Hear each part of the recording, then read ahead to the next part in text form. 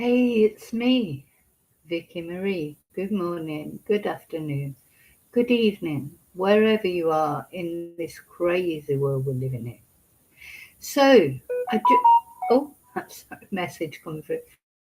We're going to talk about Nancy today in this video. Nancy Guthrie. Uh, it's been 4 weeks since that Sunday that Nancy was reported missing exactly 4 weeks ago. What's happened to her? What do you think? Let me know what you think. Uh, we're all a bit stumped, aren't we, really, with what happened to Nancy? Now, I didn't do an update yesterday. I had a sort of day off, if you like, from reporting about Nancy. I was, it's quite, what's the word I'm looking for? I don't want to, because, at the end of the day, it's worse for the family. But it is very, very sad, this case. It has a big effect on us, doesn't it? An 84-year-old woman literally ripped from her bed, according to the sheriff. That's what he said right at the beginning of this. In the middle of the night, just asleep in her bed, it seems like. That's what Savannah said as well. Just so tragic, and the longer time goes on, we cannot imagine that Nancy is still alive, but there's always a possibility. There's always a hope, of course. I'm sort of leaning much more towards the idea that they went to do harm to Nancy. That wasn't a burglary gone wrong. That for some reason, whatever the reason is, whether it's some grudge against Savannah, or some grudge against Nancy, or any of the other family members, just because, as I think I've said before, just because Savannah is the famous one, she's a news anchor, isn't she, for NBC, does not mean that the grudge is against her. Could be a grudge against anyone in that family that they decided to take out on Nancy for whatever reason, or could be a grudge against Nancy herself, some imagined slight, maybe some person who'd gone to do work on the house and Nancy hadn't been happy with it, or maybe somebody who used to work for Nancy years ago even. We've seen how people can harbour grudges for many, many years. And anyway, whatever the reason, somebody went in there. Somebody took Nancy, didn't they? So let me first say thank you to everyone who's been following this case and the other cases that I cover. Please remember to like, subscribe. I appreciate every positive way you support my channel. Special thank you to my members. A special thank you to all those of you who've been so kind, sent me Ko-fis or super stickers, PayPal me, etc. Thank you so much. And I am blessed. And it's Sunday today. For those of you who don't know me, my name is Vicky Marie. I report on true crime. I'm based in Spain, but I was originally born in Manchester in the UK. Okay, let's have a look then. Let's have a look at these people. We've looked at Nancy, pictures of Nancy virtually every day since this happened. There's one photo of Nancy. I think she's, that photo was maybe a little while ago. There's perhaps a more recent photo of Nancy, 84 years old, but and with limited mobility and heart problems, but still leading an active life in the sense going to church, going to her friends to attend virtual church services, etc. Sharp as a tack, mentally. That's what the sheriff said, wasn't it? Sheriff Nanos. He's been very quiet, hasn't he, lately? He hasn't done any of his personal interviews. I mean, I can't even remember the last time he did a news conference. It's been forever. In the first week was the last. It's been at least 3 weeks since this man has done a news conference. But he said right at the beginning, Nancy was as sharp as a tack. This is not a case of a woman with dementia wandering away from home. Anyway, it happened in the middle of the night. Her mobility was restricted. Where she lives is a very sort of, she lives up there in Tucson, in Arizona. Um, she lives on a quiet neighborhood with a lot of detached properties with land around them, pools.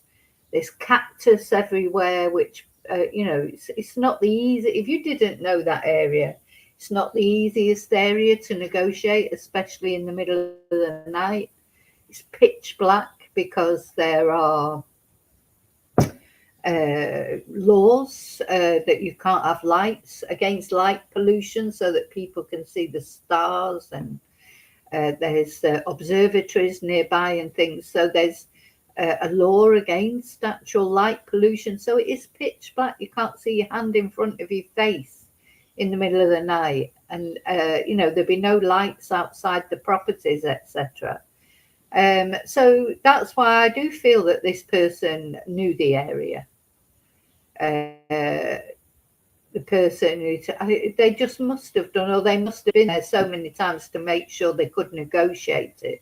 I mean, it's not an easy thing to negotiate, especially if you're carrying an 84-year-old woman who may be dead even. As we don't know if Nancy was even alive as she left the house. There was blood on the porch, of course. Is that blood from a fatal wound? Wasn't enough blood to suggest, well, not on the porch anyway. We don't know what was inside the house. We have to remember that the sheriff, right from day one, said this was a crime, even a homicide. So, what's inside the house? Why did they have reason to think that? A few drops of blood on the porch, for a woman like Nancy who's on heart medication, maybe on blood thinners, it's not enough blood to suggest that she was dead. To positively say she was dead anyway. So what's inside the house? Well, we don't know that, do we? So yeah, and this is the person who did it, or people. Still a lot of controversy about whether this is the same person. I think it is the same person. Did they go beforehand and case out the place? A lot of people are saying there must be more than one person involved. And what's very sort of suspicious is they took a full rucksack with them. What was in that rucksack? Was it things to dispose of Nancy? Did they always mean to kill her or to take her? Was it not a burglary? Why pick that house? That's what a lot of people are saying. Why that house? Unless it's just that they knew there was a little old lady living there on her own that might have money, jewellery around and that, and they knew she wouldn't put up much of a fight. But then why did they take her? It's got to be planned that. You don't just bundle some poor old lady into a car like on an off chance. Well, not in my opinion anyway. So before I get right into it, let me just say hi, lovely lurkers. Hi, replay crew. Thank you for watching. And I think there's a couple of you in the chat, a couple of people who are early birds. Hi, pie in the sky. Yeah. So this is the person or people who did it. Now, we've had these pictures, these CCTV pictures. I still think of Charlie Chaplin every time I look at this picture of this person. Is that a real moustache and goatee, or has that been painted on or whatever? I mean, are the eyes, do they have makeup on, or are they just dark eyes? This is, so, we don't know. What has this person done with Nancy? Did they take her away and dump her body somewhere? It's like looking for a needle in a haystack if they did. But still, you just feel that. So everybody keeps saying, because I've seen many ex-FBI agents and things that got, so because this person took plants to cover up the camera, and not only that, just their demeanor and everything. A lot of people on there, the fact that they didn't know there was a camera there, it seems strange to me that if they went there before, as people are saying now that they were there before, why did they see that camera, and why didn't they take something better than plants that to remove it or to cover it? It seems like on the night they just reached and grabbed a load of plants. Well, if they'd been there before to case this place out, I just don't understand why they wouldn't have dealt with that immediately, but anyway. But the other thing, a lot of people are saying, oh, it's an amateur, that this person's an amateur, don't look like they're very intelligent or switched on. Well, this is 4 weeks and they've avoided being caught out for 4 weeks. So they're not that thick, are they? Or they're not that useless. They covered their tracks well enough for it to be 4 weeks on. And we still don't even know what happened, why it happened, who done it, why they did it, where they've put Nancy. We're not really any further on, are we? Or maybe the police and the FBI are further on, but they're not letting us know about it. There's a lot of talk about what this person has got in their pocket. Is it a walkie-talkie? So that would suggest someone quite organised, wouldn't it? Or a professional burglar. Maybe, or maybe a burglar's gang. It could be that they targeted Nancy simply because they knew it was a little old lady that lived on her own. It could be that she woke up. Maybe she put up more fight than they expected, because even little old ladies can be quite feisty. Maybe Nancy was just, did put up a fight, and that's why. So has he got a walkie-talkie in his pocket? I think these two body types are very similar. Maybe this one's got more of this guy's a bit more substantial, but then that could be just the jacket that they're wearing. It looks like it's almost a different jacket, doesn't it? But we don't know. So yeah, they can't be that stupid, if you like, because they've defeated being caught up to now. 4 weeks later, don't seem to be any further on, do we? Anyway, so of course there's been a complete media circus outside Nancy's house. All the mainstream media, social media, you name it, they've been there. We've had the Madres Buscadoras, the searching mothers digging up the garden, people just trampling on the property, because initially, although the crime scene was taped off for about 2 days, I think, for some unknown reason, then the sheriff's department, who seemed completely out of their depth to me right from day one in this case, took the crime scene tape down. And so, of course, everybody was in there, because it's an open property, isn't it? It's not a fenced off garden. I mean, they've put trespassing signs up now and all sorts of things. But initially, really, there was nothing there. People were just walking up to the door, which is on Nancy's property. And that's where Brian Enting got the video of the blood spots. And, people were literally just trampling all over this property. Poor Nancy, because that was a private home, wasn't it? So not only someone came in the middle of the night and took her from her bed where she was sleeping, but also people have just been trampling all over her property and having disregard. I understand that they mean well. They want to find Nancy, and they do mean well, but it's almost like another assault, isn't it?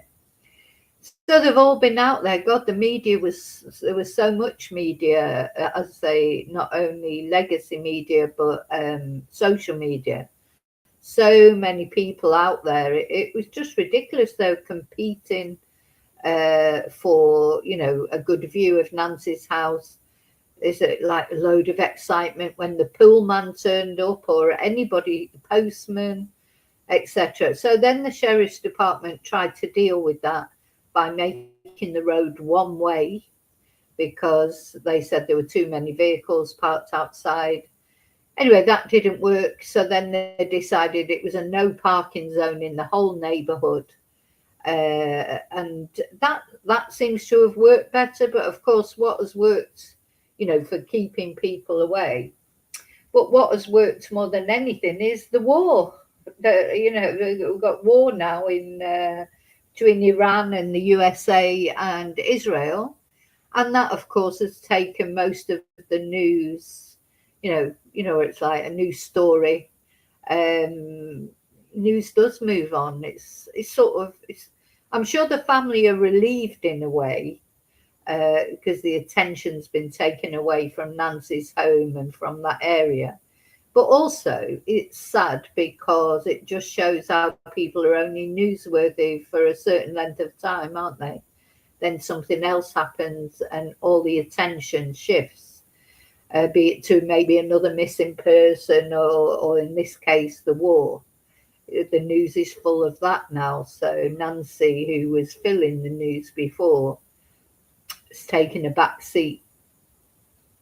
So I'll say the family's probably relieved. So what has happened recently is it looked like people went round to Nancy's house for one last time. And because now even the sheriff has gone because to stop people trespassing, sheriff's department stationed a sheriff there 24 hours a day. I think it was night times as well. A sheriff's patrol car. I mean, that must have been a pretty boring shift. Like they'd just be there at 8 hours at a time and then change over, just making sure that people didn't go onto the property, etc. Well, that has gone now. There is no sheriff's patrol car there now. But we've got all these no trespassing signs. There's been more cameras put up, etc. So this has led to speculation that the FBI and the law enforcement have returned the house to the family, let the family have the house back, if you like.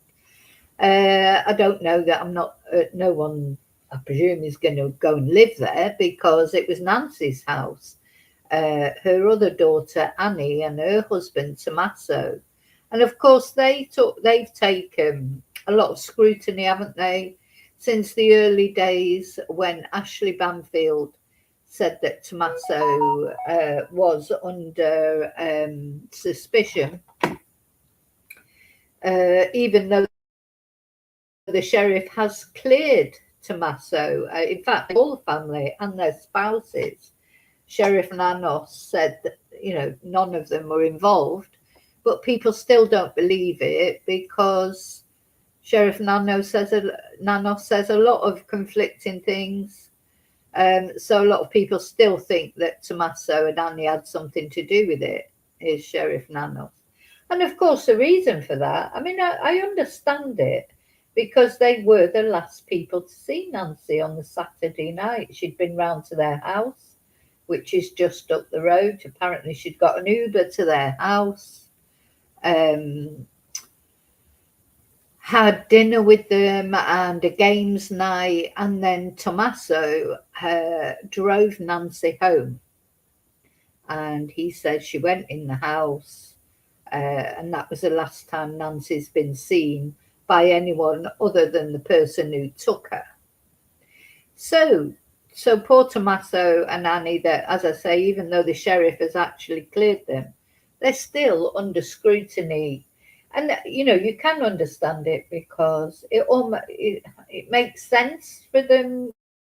It's like nothing in this case makes sense.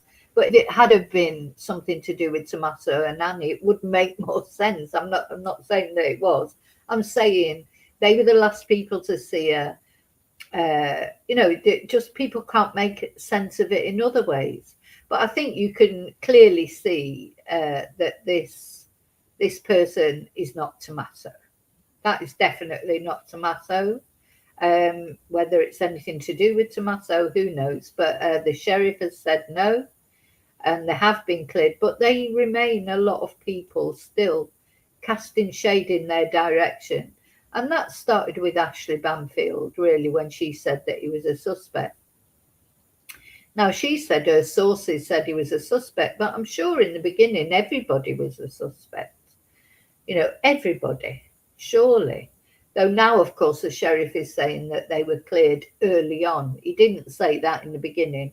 All the time he was saying, oh, well, everybody's a suspect. Then suddenly they weren't a suspect. And not only that, they'd never been a suspect. But that's just typical of Sheriff Nanos and the way he's contradicted himself all the way through this case, which has led to more problems.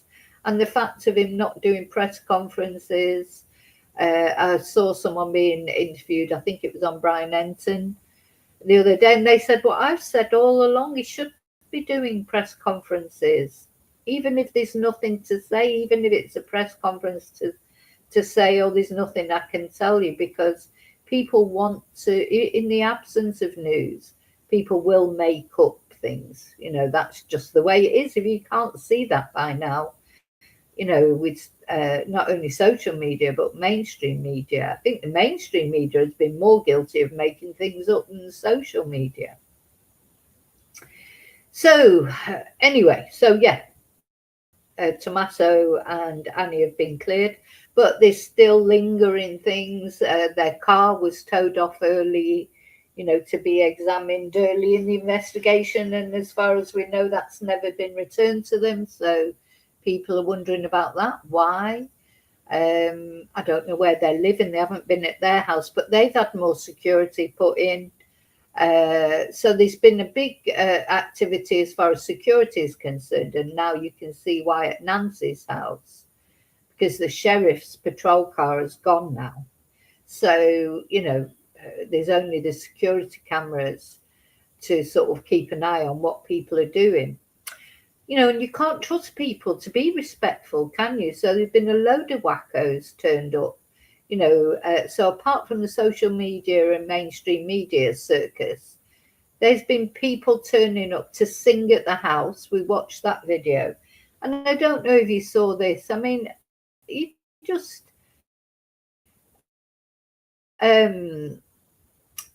just cannot understand people. So we've got the other day, I think it was Saturday,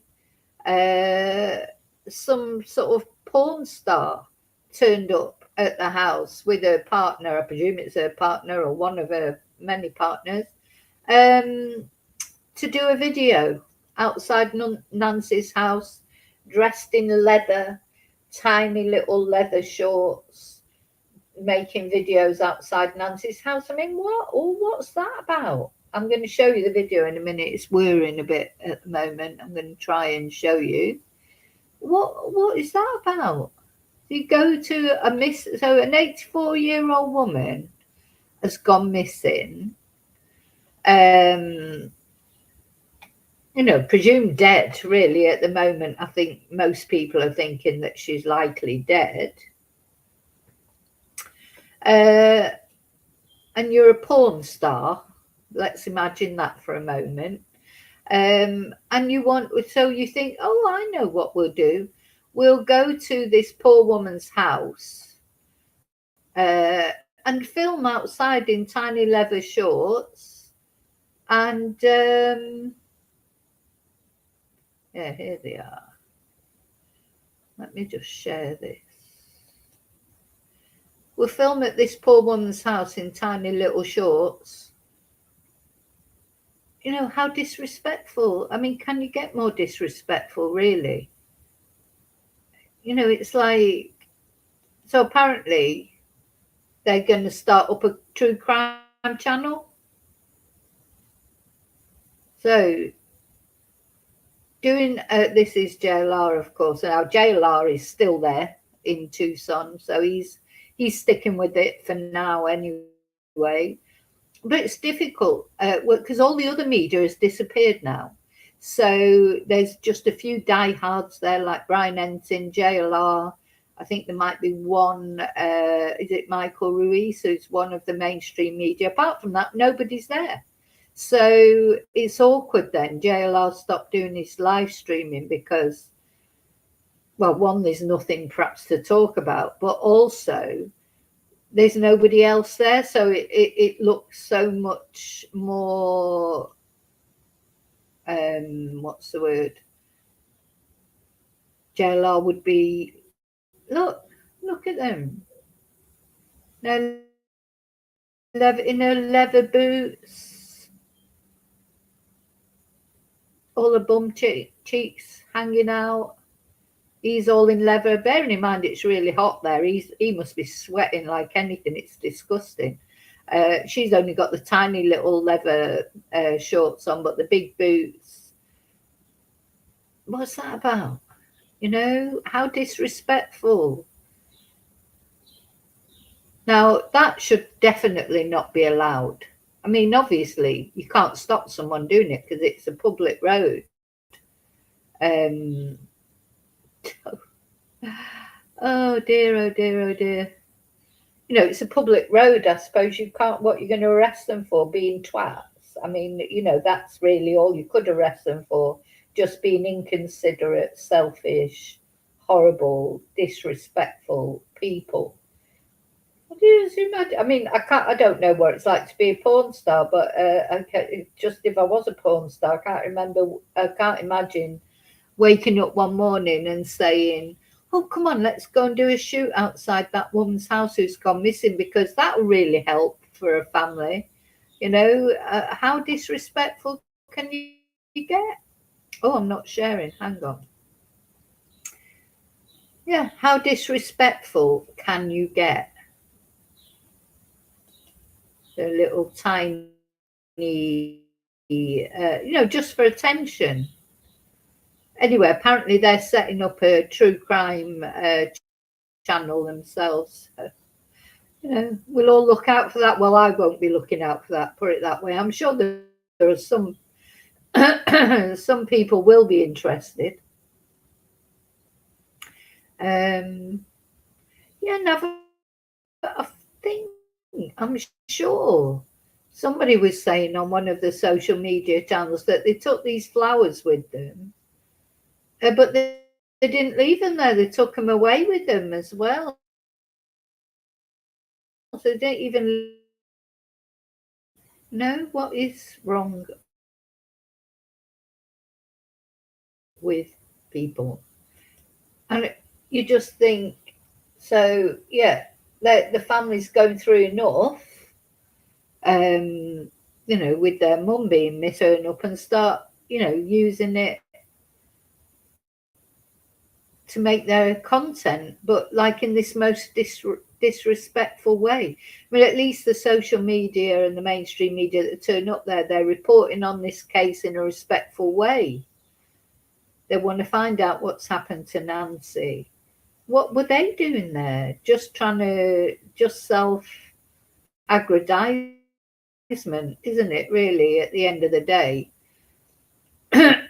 Just like using the kidnap and possible murder of an 84-year-old woman for attention. Literally for attention. Terrible. So, yeah, if anyone should have been removed, to me, let's see, I might be able to watch a bit of this video. Information, videos of what's happening, wherever I'm at, whether it be here, a different state, or back. Oh, here he goes. He's got the photo shoot. Yeah, he's dodging that. He's like, oh. Got something there.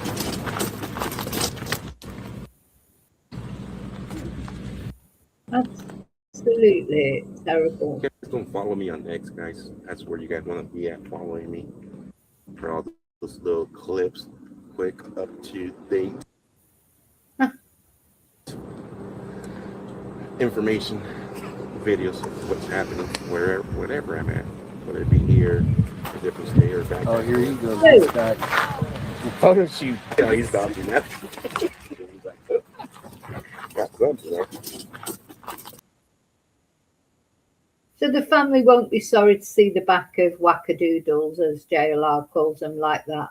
You know, I mean, I just think that's really distressing, that if, you know, this lady is disappeared and people are going there not to, you know, not to report on the case and to bring awareness, but just for their own attention, you know, to get attention for themselves. Just awful, awful, horrible people, I think. So, look, so when JLR went there yesterday, there was no media or hardly any. So he went up Mount Lemon or somewhere like that. He's been looking around with the other YouTubers that he's got friendly with, which is good as well. So let's have a look at the sheriff's latest. So the sheriff released, let's see, the sheriff did release, what's the word, an update. Is it gone? Gosh, they always get everything set up and then by the time you come and do the video, it all disappears. It's strange. The sheriff released an update. Where's it gone? Ah, here it is. So let me share it and then I'll read it out to you.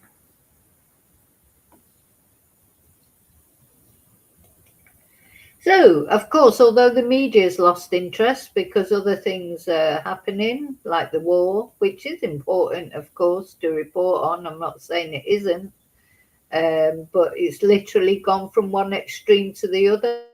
It's gone from everybody being there to nobody being there practically. So on the 27th of February, now, straight away you can see that's why I hate this sheriff's department. Guthrie update. No, why can't they use her first name? It's so disrespectful. Guthrie update. Now, to them it might just be another case, but to her family, she's Nancy. She's not Guthrie. I hate this. I hate it. A lot of the mainstream media will do it with victims, call them by their surnames.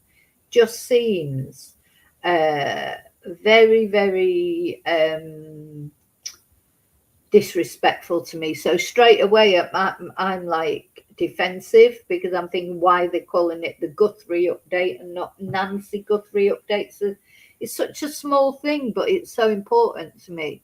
Anyway, investigation. This remains an active investigation and will continue until Nancy Guthrie is located or all leads have been exhausted. Now they've got a lot of leads now. They've said that they've got a lot of things to go through. Since Savannah said about the up to $1 million reward on top of the other money that's been put up by the FBI, etc. There's a lot of reward money out for finding out what's happened to Nancy.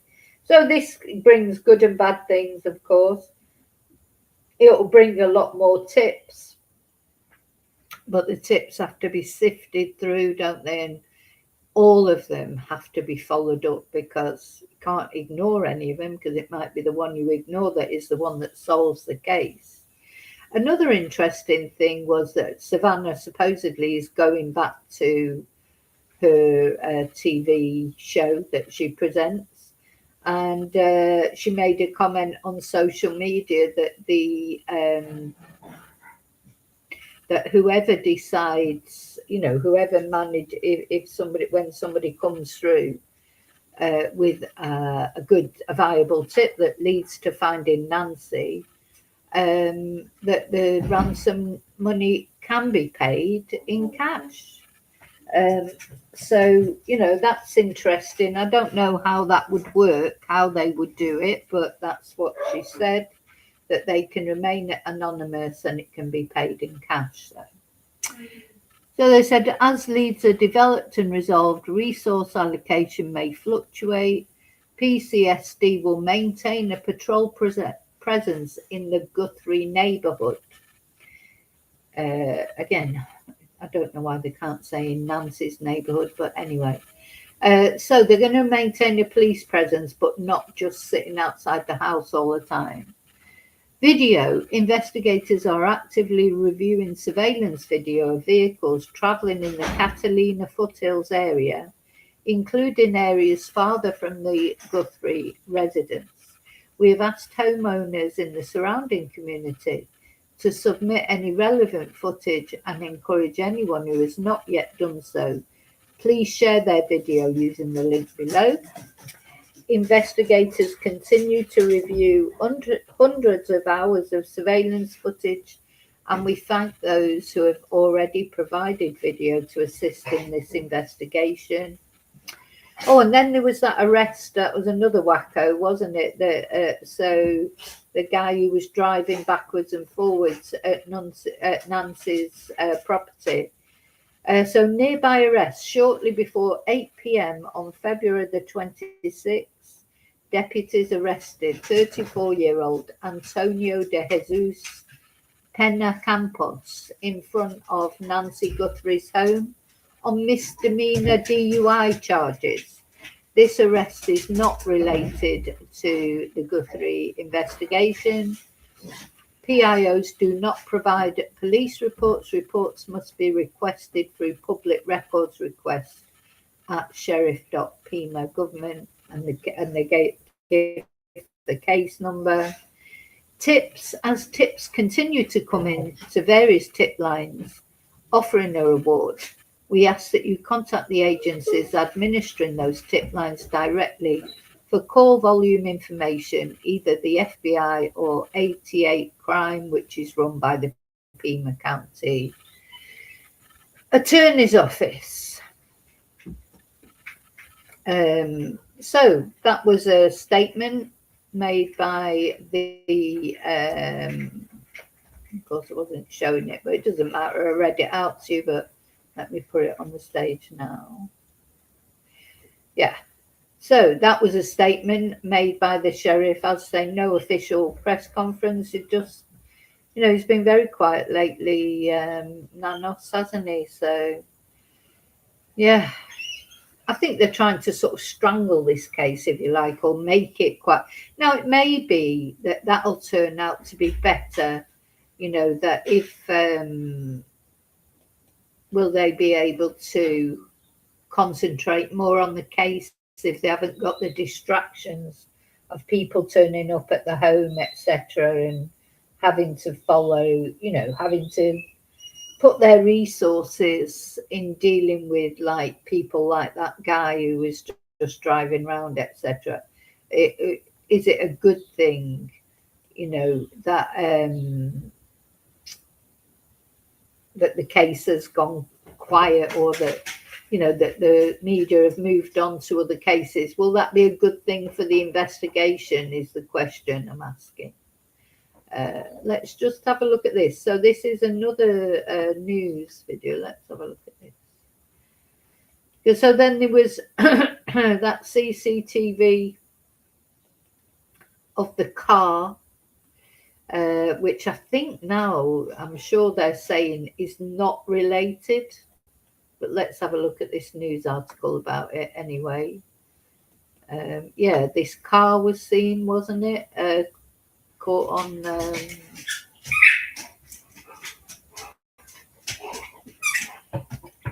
this car was seen on CCTV not far away.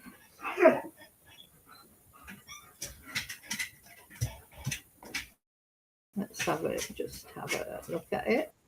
On camera at Nancy's front door. It's also 8 minutes after her pacemaker disconnected from her cell phone, which is the moment she is thought to have been taken from her house. The Ring camera is located. Nancy Guthrie inside this speeding car. A Ring camera not far from her home captured this video the night of her kidnapping. The video comes as Savannah Guthrie posts a new plea on social media, vowing that her $1 million reward will be paid in cash. Was Nancy Guthrie in this car, caught on a Ring surveillance camera the night she was kidnapped? Video obtained by Fox Digital shows a dozen cars triggering the camera's motion detectors as they sped by in the hours after her abduction. But this one is getting intense attention. It was taken at 2:36 a.m. That's 48 minutes after the kidnapped suspect was caught on camera disconnected from her cell phone, which is 2.5 miles from Nancy's home.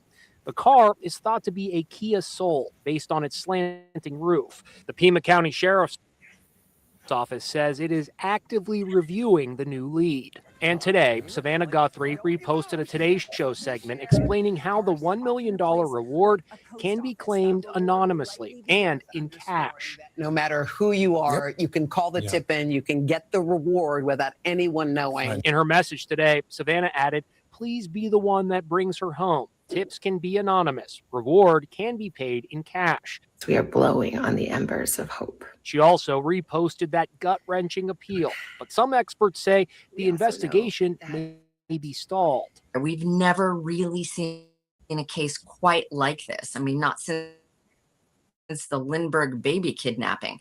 So there's no precedent. It's entirely possible that we will never have the answer. So as far as those cars are concerned, I think, as I say, the FBI have said it now that it was unrelated, but it's still important, isn't it, to trace those cars because they might have some dash cam footage as well. You know, if they were passing in the area or not far from the area, I expect there's absolutely thousands of video footage that they're having to go through, and you know, it doesn't happen overnight, does it? But sooner or later they will hit on the right thing. Sunday marks 1 month since Nancy Guthrie was taken. We need to know where she is. Today, Savannah Guthrie also posted this photo of her mother holding the family dog. Yeah, this is something else as well. People have talked the family dog. Whose family? I think that's Annie and Tommaso's dog, because I've seen pictures of Tommaso with that dog. Because I thought Nancy did not have a dog. Dog fetch. Yeah. So the family dog. I'm not sure, as I say, what that means.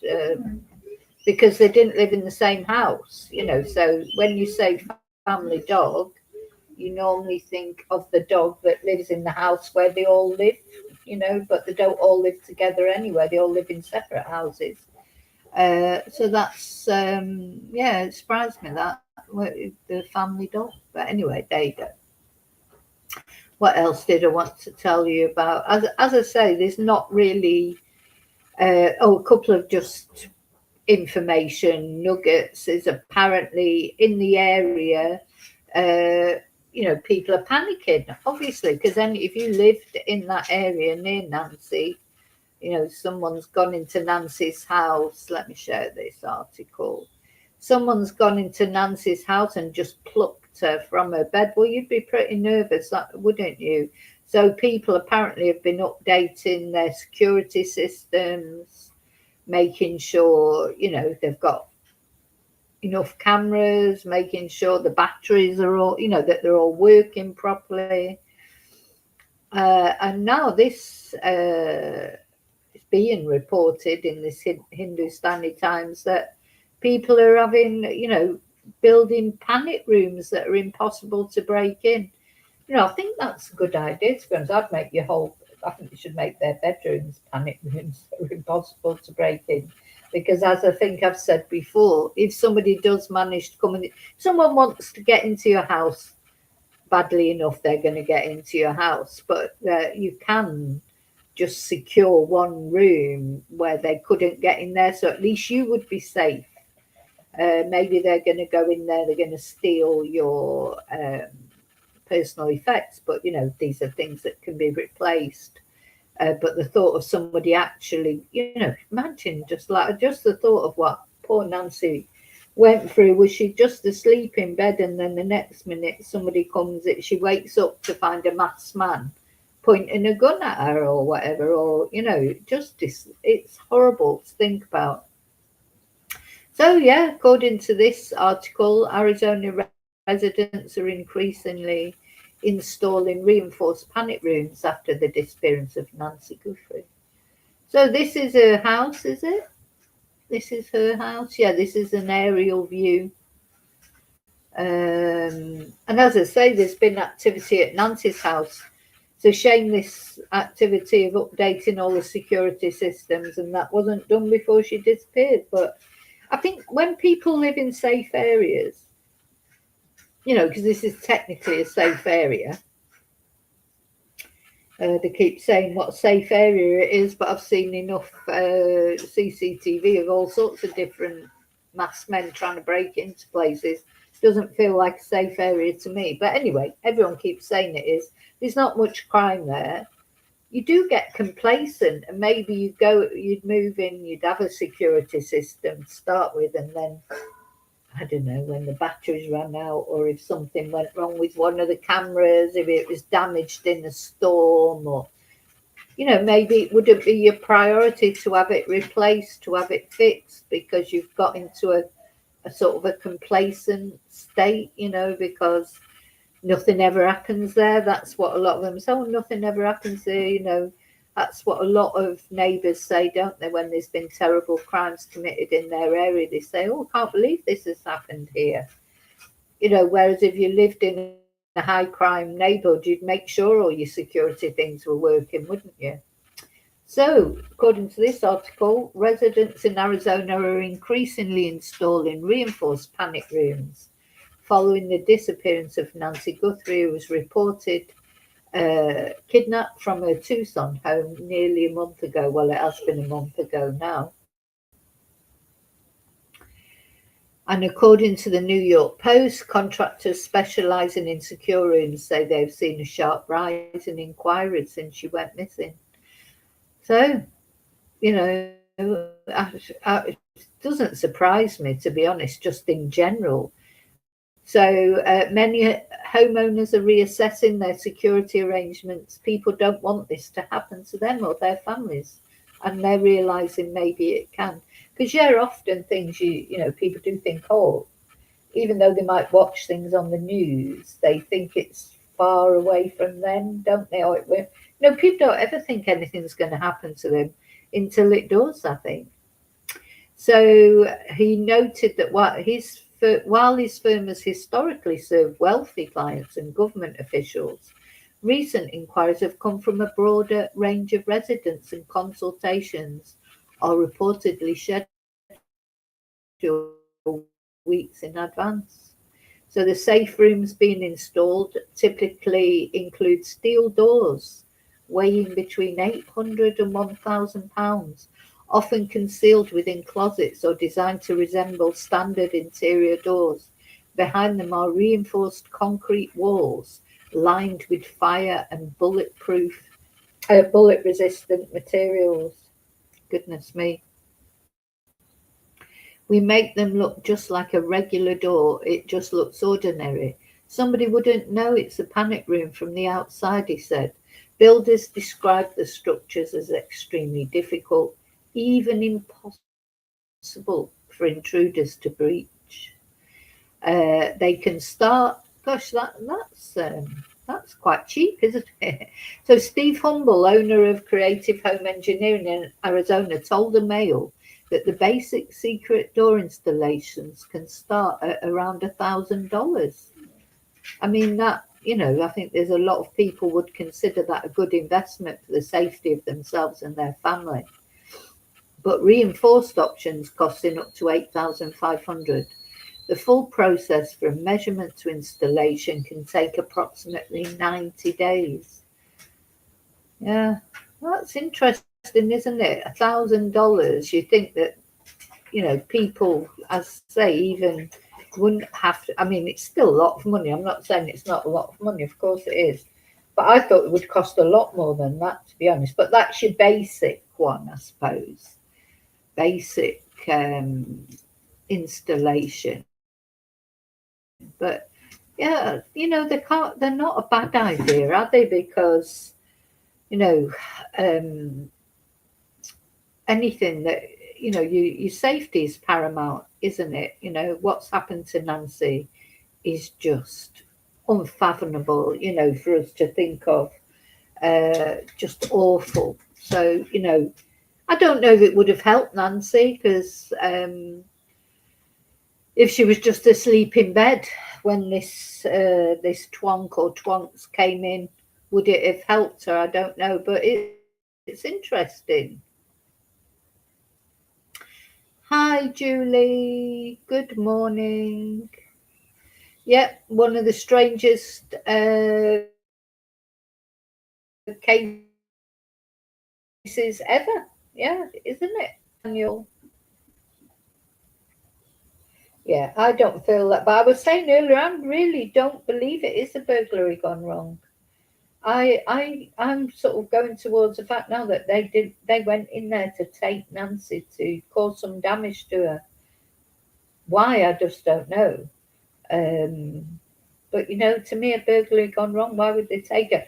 Though I was listening to a very interesting guy speaking on Brian Entin, and he was saying, you know, the thing is, if Nancy did put up more of a fight that maybe they were expecting, these burglars don't normally go in houses when somebody's in there, you know, unless they thought she wasn't there because they thought she was staying at Tommaso and Annie's. But why would they go in? I know she's an old lady and they maybe thought she wouldn't, you know, cause any problems.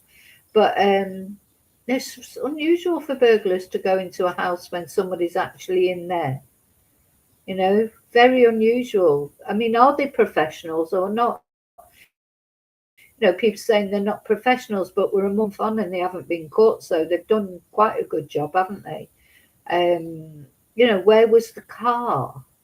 Where was the car? They must have known the area. You know, I don't know. It just feels strange to me. And the full backpack, that really bugs me. I just think, why do you take a full backpack to commit a burglary? Unless the stuff in there was to subdue Nancy or even, you know, to dispose of her. If that was the intention. So mysterious case, different things. You know, as I say, is it a grudge against Anna? Is it against one of the other family members? Is it a grudge against Nancy? We just do not know at all. And if they were there before that date, you know, to try and case the joint, if you like, to, you know, how awful for that, to think that they were watching Nancy and they were there before in the night, like a thief in the night, you know, like it's horrible to think of them lurking around that area and watching her. But then if they were watching her, thing is, the very next morning, off she was going to a friend's house for the church service, the online church service. Why didn't they wait till then and go in while she wasn't there? I know it wasn't night time, but you know, I don't know, nothing makes sense in this case. Every way you go, like in your head, to think about what might have happened and what the reason might be, nothing makes sense. And I think that's why a lot of people are sticking with Tommaso and Annie, because that makes sense, because, you know, these kind of things normally are connected to family. That's why it's hard, because we can't see why anybody else would do it. You know, I think that's why people are refusing to let go of the Tommaso and Annie theory, which is a shame for them, isn't it? Because, you know, the sheriff has cleared them, but nothing else makes sense. You know, when is something going to make sense in this case? My heart just goes out to this poor family, because, you know, there must be, you know, I'm up most nights thinking about it and wondering what might have happened. And I didn't even know Nancy.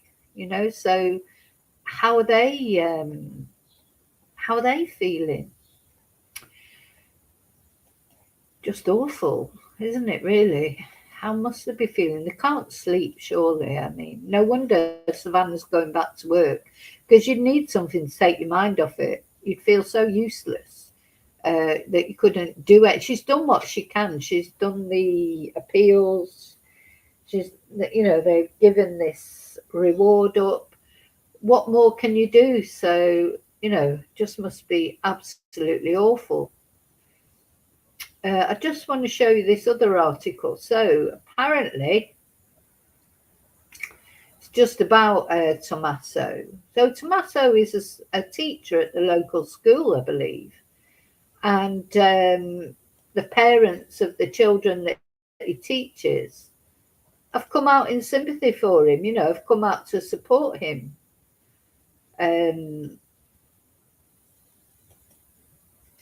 Yeah. Let's see. So, Nancy Guthrie, Tommaso Cioni teaching history questioned. Spirit box plan raises psychic communication buzz. Oh, so I just want to say about this, there was supposed to be a spirit box meeting outside the house. So, yeah, so we've had the woman singing at the house. We've had the porn stars at the house.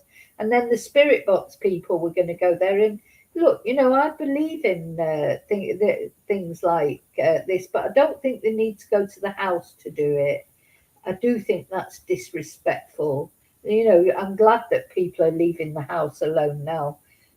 You know, if psychics give their, you know, their impression or what they feel might have happened to Nancy, and sometimes psychics do help solve cases, so I'm not sort of anti that. But I don't think, you know, having a spirit box session outside Nancy's house would be, it's too early as well. You know, I don't know. If that was my family, I wouldn't like that.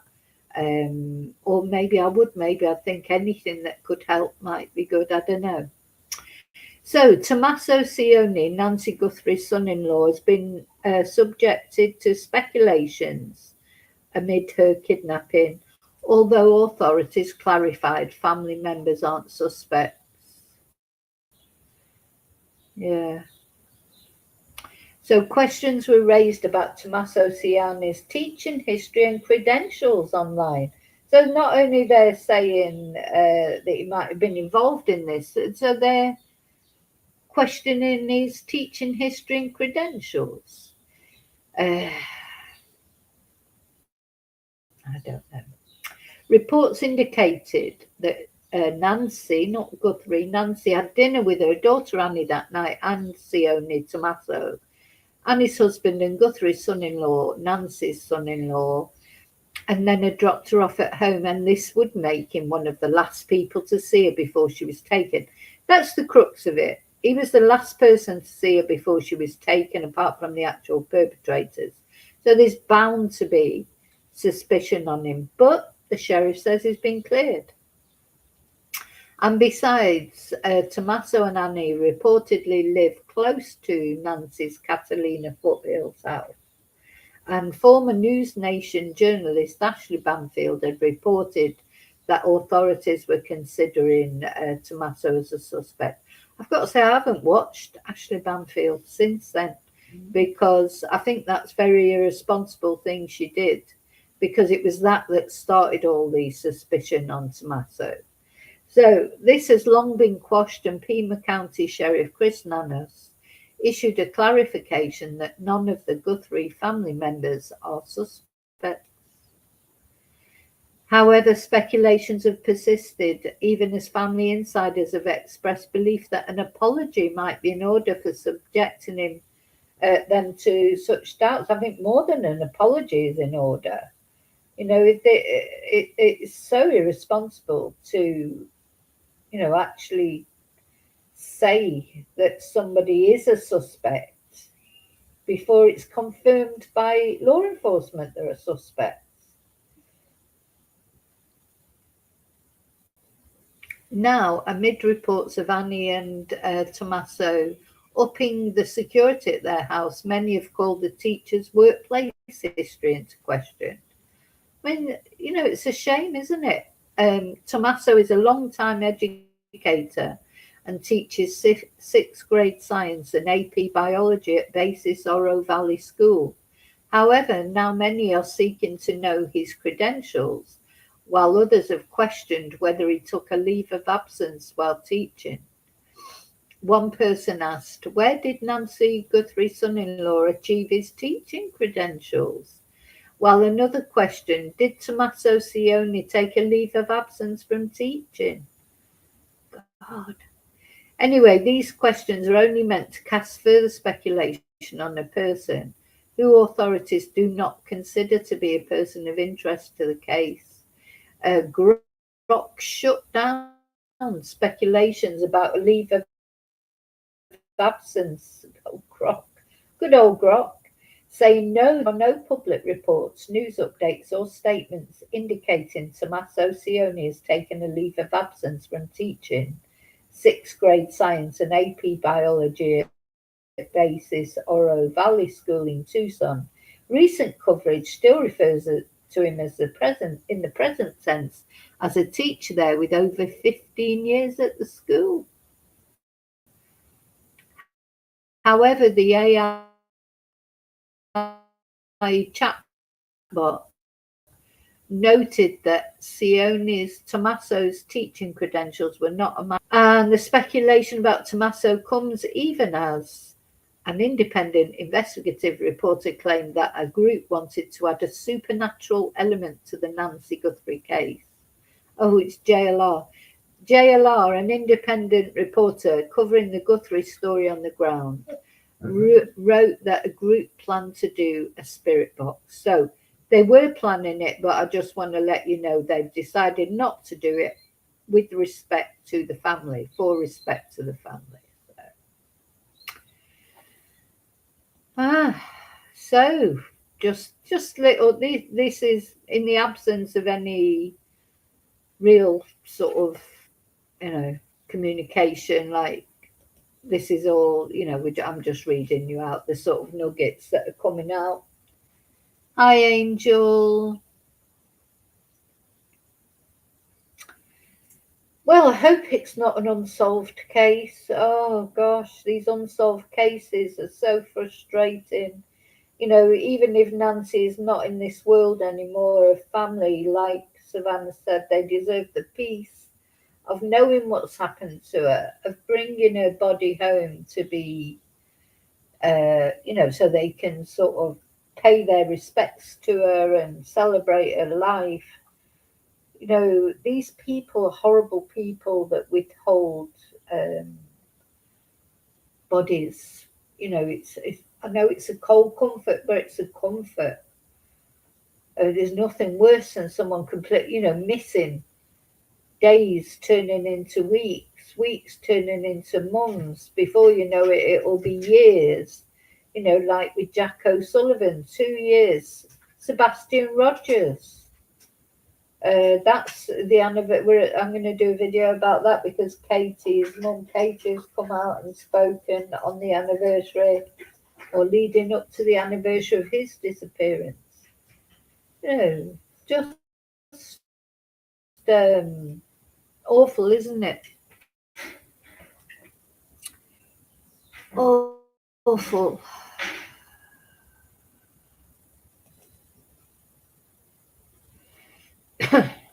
So basically, there's no media there now, or very few. As I say, JLR's still there, Brian Ensign's still there. I think there's one other mainstream media. I think, who's it? Michael Ruiz. I can't remember which organisation he's from. But I think he's still there, still reporting on it. But that's it. So, you know, I don't think the case has gone cold in the sense of it'll still be being investigated by the investigators. And maybe they'll be relieved at the lack of media attention now. Maybe they'll be glad about it because, means that they don't have to worry about being filmed every time they even, blink, sort of thing. So, anyway.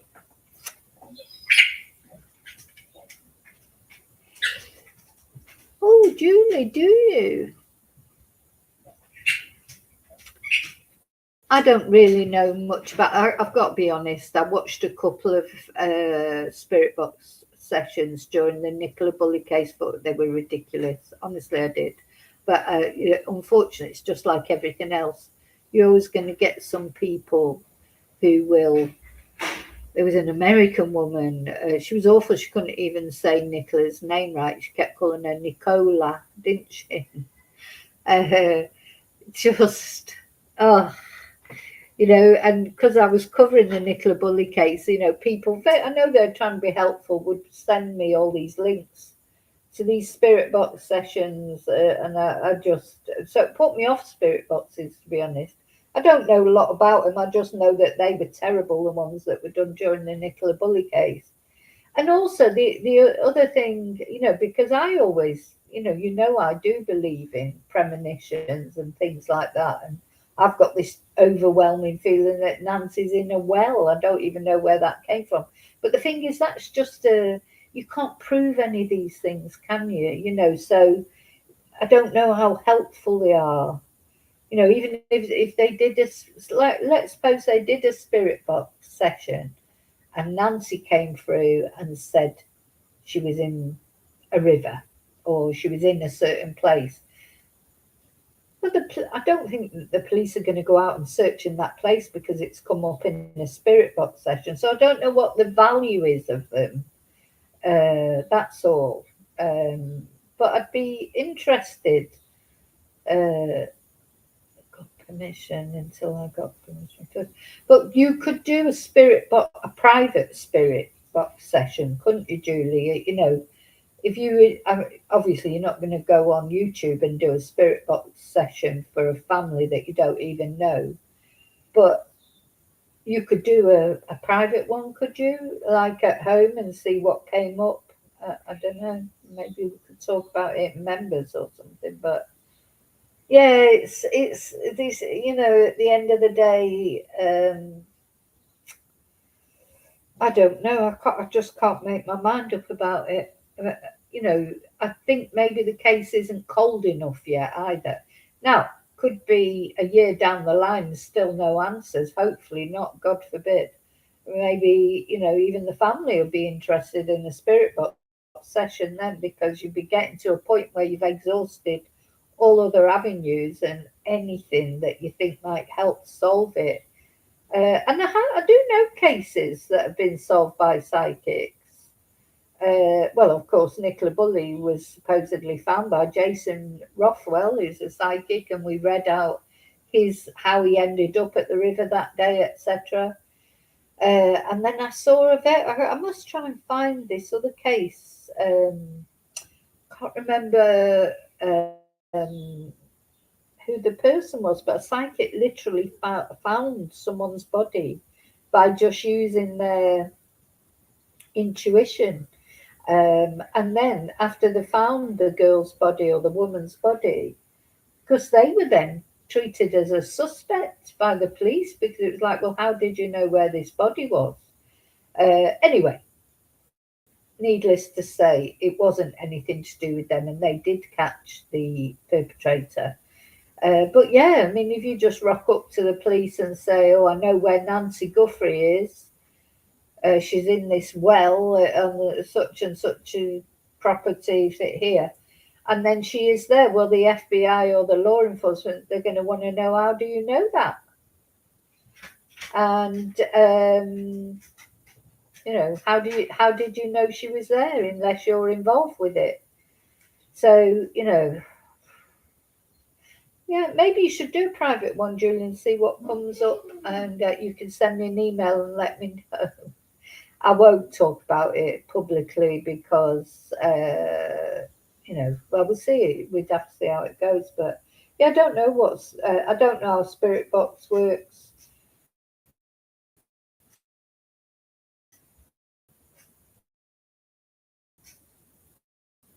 uh, you know, mediums, psychics, etc. I've seen psychics and some really good ones over the years, but I've seen some bad ones as well who you just put the life. We've got teachers, things, good ones and there's bad ones. You know, not every detective, but a lot of detectives are good, and not everyone's a brilliant teacher, but a lot of teachers are really good. You know, so we have to think about like that. With to me, being a medium or a psychic is a profession. First of all, you know, I don't like it when people say, you know, if you've got a gift, you know, if someone's a musician because they've got a gift for writing songs or playing the guitar or singing, people don't say, oh, you shouldn't get any money for that, do they? But if you get a gift and you're a psychic, people really slam people for actually earning a living out of it, but that's their gift. They should earn a living out of it just as a guitar player or a songwriter should earn a living out of it. You know, you've got to live on something. You know what they're supposed to do, pay their bills with fresh air. I don't understand that mentality. But, you know, they have to be held accountable, of course, and, you know, not take advantage of people. You know, that's different, of course. You shouldn't take advantage of people as a medium. And when people go and see medium, I think the problem is with mediums and psychics is that normally when people go to see a medium or a psychic, they are at the lowest point in their lives, aren't they? You know, they've lost someone very special to them. You know, and so they are very vulnerable, you know, extremely vulnerable. And so I think that's the issue that people, but a lot of psychics and mediums, they are genuine. They genuinely, I've met some in just normal life that literally, I think I've said on stream before, someone just literally came to fit a telephone for me many years ago when I was living in Manchester, a telecom engineer. And while he was there, started telling me my grandma was in the room and came up with her name and everything. And was telling me about him, you know, how a lot of spirits go to talk to him at night. Sometimes it drives him mad because they won't leave him alone. It reminds me of Ghost, you know, the film Ghost with Whoopi Goldberg, because when spirits or people that have crossed to the other side find someone that they can talk to, it's like, you know, if you were living in a foreign country, nobody speaks your language, and you know you're constantly, you know, maybe you're living in a country where you just don't understand a word of what's going on, and then you find someone who does speak your language. It's like that's what I think it's like. Oh, hi, old hippie. Yeah, some are terrible. Some are terrible. I have as well. I've had quite over the year. I haven't for ages. I've had quite a lot of meetings with, you know, you tend to do it when you lose someone, like when my dad died, or, you know, when my ex-partner died. You know, you get, because you're looking for answers, aren't you? You can't make sense of what's going on. You're looking for an answer. You're looking for something to hang on to so you can stay sane. So you are in a vulnerable position. So there's a few times I've been to see mediums, or I've been to, you know, like meetings in a hall where it's a medium on the stage and lots of people in the audience. I don't like them. I think the only value of going to a medium would be with a one-to-one thing, because when you go to those open meetings, you know, they always say, oh, I've got someone called Elsie, or so I've got a man with a cap who's clutching his heart. You know, it's too random. That I don't like that. But if you're in a one-to-one meeting and you're just careful that you don't give out any information, I've had some people come up with things that they could not possibly have known, names, situations, that they could not possibly have known about me. And I'm really resistant to it. You know, like I say, I'm very sort of cynical about it. Sometimes I've been talking to a medium and I've not really clicked on to what they're saying, and I'm going, no, it doesn't apply to me. No. And then later you think, oh my God, you know, of course it is. I always remember one medium I was talking to once, and he kept saying, fire, I'm seeing fire. Did you lose someone in a fire? I go, no, I didn't lose anyone in a fire. No, it doesn't mean anything to me. And my friend who I was with, she said, well, what's the name of your women's group? I used to run a women's group called Women of Fire. And I'm saying to this guy, no, fire, I don't know anything about fire. And he says, oh, I can just see your fire around you. Why am I seeing fire? And I'm going, oh, I don't know nothing. And then when my friend said that, so I went, oh my God, yeah. There's been quite a few cases like that, because of course what you have to remember about psychics is they're not dealing with, you know, they're getting impressions, like they're not dealing with a cut and dried thing that they're seeing. They're getting, maybe some get voices, don't they, saying things to them, some see things, and they're just trying to communicate to you what they're seeing, but it's not always easy to identify. So sometimes, you know, sometimes you sort of don't really click to what they're saying. I've had that happen to me a few times. And sometimes it's literally been weeks later that I've been thinking about it, and I've just thought, oh my God, and I've insisted to this person, no, I don't know what you talk about, it's nothing to do with me, and come away and thought, God, what a load of rubbish. And then just a couple of weeks later, there's one in particular I can think of. If I could I mean, it was years ago, so I can't even remember her name or anything like that. I would love to apologise to her, because I was just insistent. I didn't know what she was talking about. And then quite a lot later on, it just clicked what she'd been talking about. And she's trying to communicate to me in the best way she can, what she's seeing or feeling. And I'm like, no. You know, so, oh dear.